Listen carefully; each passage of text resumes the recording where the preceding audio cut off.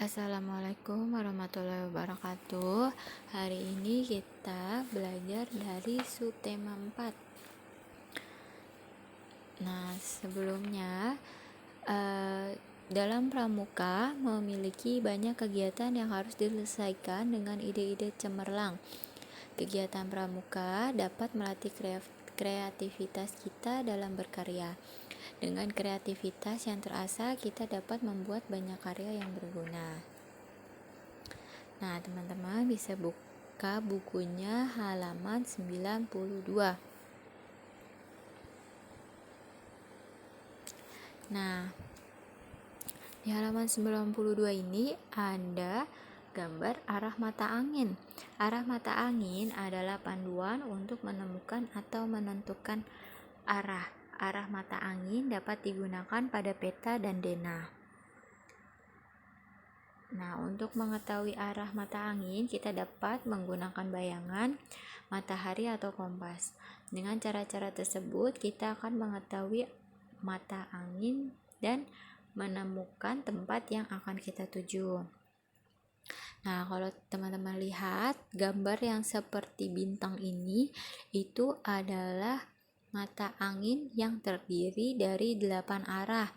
Nah, di sini bisa teman-teman lihat untuk yang paling atas itu U yang artinya utara, kemudian ada TL yang artinya timur laut, kemudian ada simbol T yang di sebelah kanan artinya timur, kemudian ada TG artinya tenggara, kemudian yang di bawah ada S selatan, kemudian ada BD barat daya, kemudian ada di sebelah kiri B yaitu barat, kemudian ada BL yang artinya barat laut.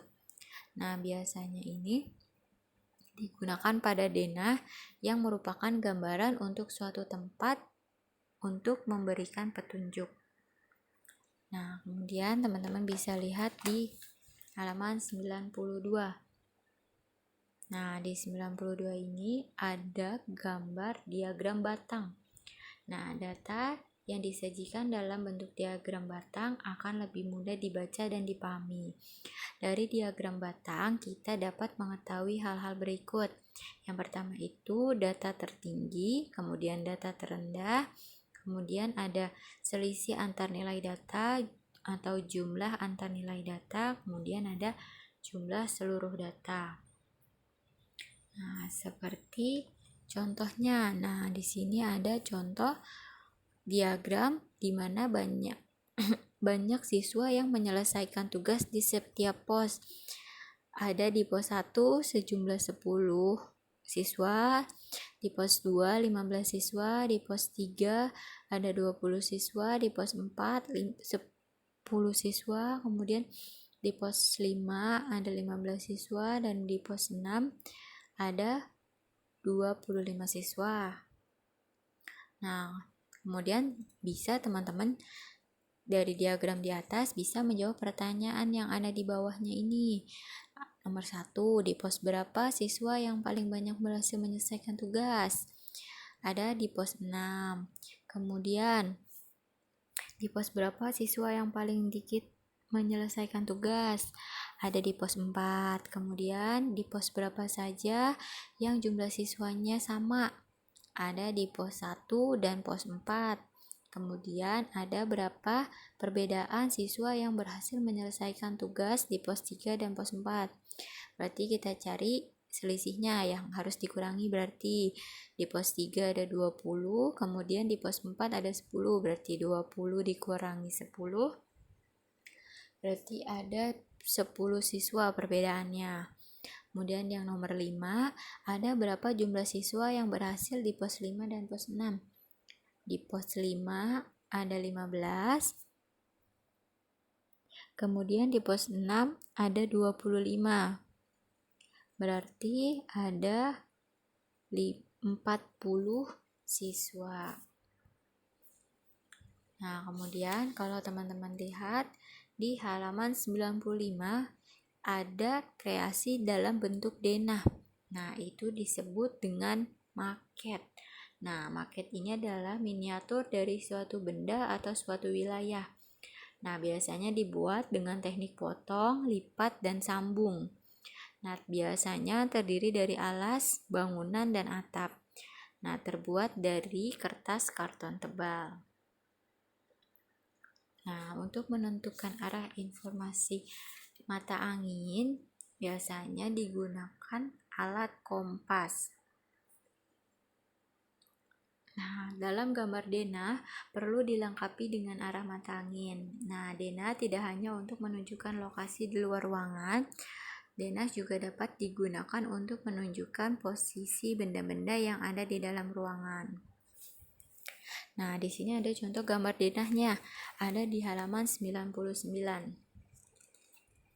Nah, sebelumnya kita di sini diminta untuk ditandai di mana letak rumah Nina, Deli, Lani, dan Tony. Nah, sebelumnya teman-teman bisa baca di teks di kotak berwarna biru di halaman 98. Nah, kita cari rumah Nina dan Deli. Nah, di sini rumah Nina dan Deli tinggal di sebelah barat lapangan. Nah, lapangannya ada di tengah, di sebelah barat, berarti ada di sebelah kiri. Nah, teman-teman lihat di sebelah kirinya. Di bagian barat lapangan terdapat 6 rumah. Nah, di sini udah ada 6 rumah. Kemudian rumah Nina dan Deli saling berseberangan, berarti rumah Nina dan rumah Deli di atas dan di bawah. Nah, di sebelah timur rumah Nina terdapat 2 rumah lainnya. Nah, berarti di sebelah kanan rumah Nina ada 2 rumah lainnya, karena timur itu berarti ke kanan, berarti rumah Nina dan Deli antara rumah yang warna biru dan rumah warna hijau. Nah, kemudian selanjutnya rumah Lani dan Tony terletak di sebelah timur lapangan, berarti timur. Di sebelah kanan berarti di sebelah kanan. Rumah mereka terletak di sisi yang sama, berarti rumah mereka itu berarti sejajar. Nah, kemudian di antara rumah Lani dan Tony terdapat 1 rumah.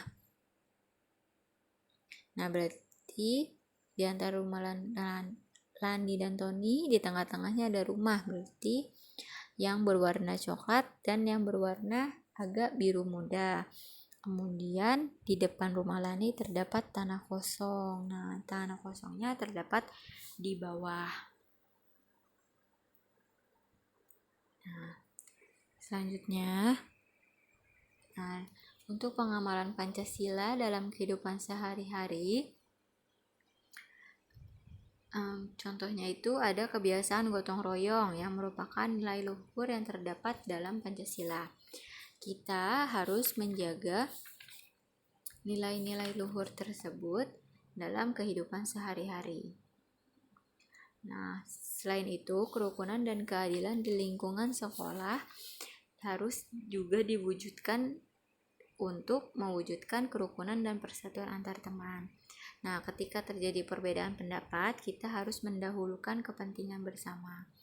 Nah, keadilan dapat dicapai bila kita menjaga keseimbangan antara hak dan kewajiban. Mewujudkan rasa keadilan di lingkungan sekolah merupakan pengamalan Pancasila sila kelima. Nah, contohnya keadilan di sekolah itu misalkan aturan sekolah diberlakukan secara adil. Kemudian setiap siswa mendapat giliran piket di kelas.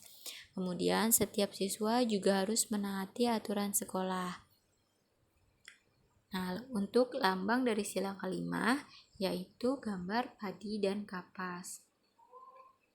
Nah, kemudian membaca data pada diagram gambar. Teman-teman bisa lihat di halaman 115. Nah, diagram gambar adalah diagram yang menggunakan gambar untuk menyatakan suatu data. Satu gambar dapat mewakili satu atau lebih data. Nah, di sini ada contoh jenis karya siswa, yaitu ada dari jenis karya bunga kertas, bingkai foto, tempat pensil, hiasan dinding, dan celengan. Masing-masing di sini ada siswanya ya, bunga kertas 12, bingkai foto 8, tempat pensil 6, hiasan dinding 10, kemudian celengan 4. Nah, teman-teman bisa membuat diagram batangnya. karena ini akan. Nah, untuk gambarnya misalkan ini ada gambar segi 6. Nah, keterangannya 1 segi 6 ini mewakili 2 siswa. Nah, jika satu segi 6 ini mewakili 2 siswa, maka untuk mewakili 4 siswa harus ada 2 segi 4. Nah, misalkan di sini bunga kertas. Bunga kertas ada 12 siswa. Nah, kalau 12 siswa berarti 1 segi 6-nya mewakili 2, berarti 12 dibagi 2 sama dengan 6, berarti gambar segi 6-nya yang harus ada di diagram bunga kertasnya itu ada 6, yaitu 1, 2, 3, 4, 5, 6. Kemudian untuk bingkai foto ada 8, berarti 8 dibagi 2 sama dengan 4. Berarti teman-teman gambar 4 segi 6. Kemudian tempat pensil ada 6. 6 dibagi 2 berarti teman-teman gambar 3 segi 6-nya. Kemudian hiasan dinding ada 10. Berarti 10 dibagi 2 sama dengan 5. Berarti teman-teman gambar 5 segi 6 di hiasan dinding. Kemudian celengan ada 4, berarti teman-teman 4 dibagi 2 sama dengan 2, teman-teman gambar 2 segi 6 pada kolom celengan. Nah, selanjutnya ada gambar denah yang lainnya. Gambar denah di halaman 199. Nah,